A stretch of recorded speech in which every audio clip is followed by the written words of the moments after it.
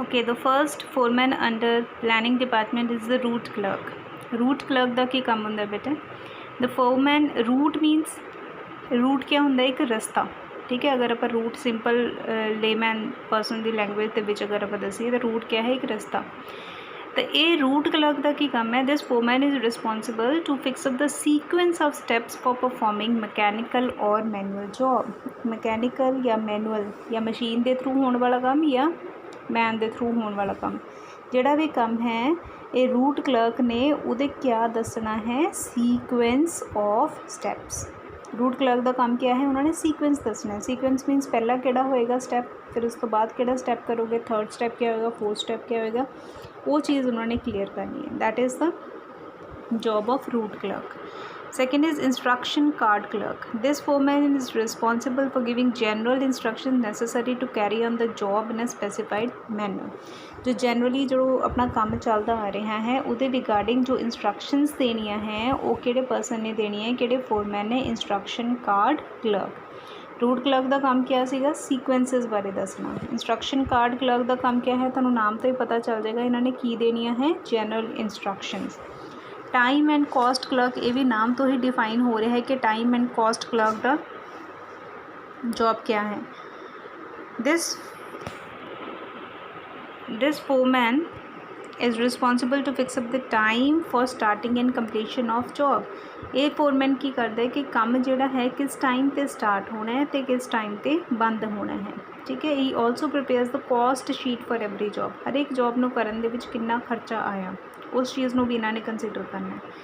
Then disciplinarian, this foreman is responsible for performance of job in orderly and systematic way. Disciplinarian word comes from discipline. Discipline means हर एक जी चीज़ है वो किहदे च होनी चाहिए है? एक प्रॉपर ऑर्डर दे विच होनी चाहिए है, प्रॉपर डिसिप्लिन प्रॉपर मैनर दे विच होनी चाहिए है। So these are the 4 foremans coming under the planning department. Route clerk, he will fix up the sequence of steps, पहला किहड़ा स्टैप होएगा वो तो बाद किहड़ा होएगा।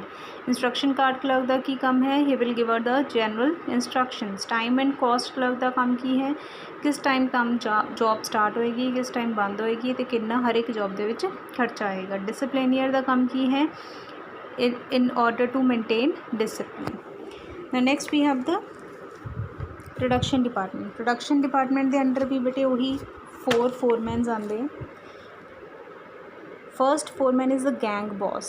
Gang boss, he arrange all the machines, tools and the resources required for performance of the job so that there is no delay.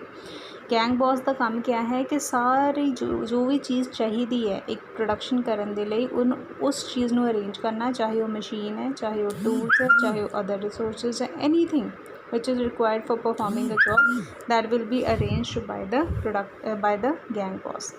Speed boss का की काम है बेटे? नाम तो ही समझ आ रहे हैं। This foreman ensures timely completion of job. देखो टाइम जोड़ा उधर आप पढ़िया सीगा टाइम एंड कॉस्ट क्लर्क, वह काम सी किस टाइम पे काम शुरू होएगा, किस टाइम पे ख़त्म होएगा। और स्पीड बॉस ने किस चीज़ का ध्यान रखना है कि काम जोड़ा है वो टाइम पे कंप्लीट हो रहा है या नहीं, कितनी स्पीड के नाल काम हो रहा है।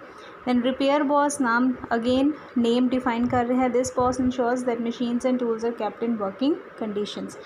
सारिया मशीन्स का ध्यान रखना है कि अगर किसी दे विच रिपेयर की कोई ज़रूरत है दैन कोई रिपेयर मेनटेनेंस चाहिए है तो उन्होंने टाइमली रिपेयर करना है।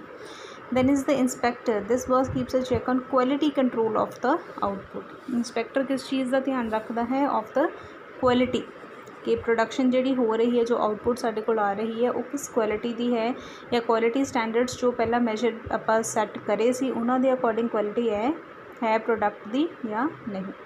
So these are the 8 bosses under this production incharges. So this is all for this technique. The name of the technique was functional foremanship. Again I'll show you the diagram. This is just opposite to the principle of unity of command, and this technique is given by Sir F.W. Taylor. It's a scientific technique, and according to this the factory manager should be divided into 2 parts: planning in charge, production in charge. And under planning in charge there are 4 foremen, under production in charge there are 4 foremen. The basic idea behind their division is that they will bring out the specialization. So in simple way we can say that the workers under scientific technique, they have 8 bosses over him. clear? Thank you.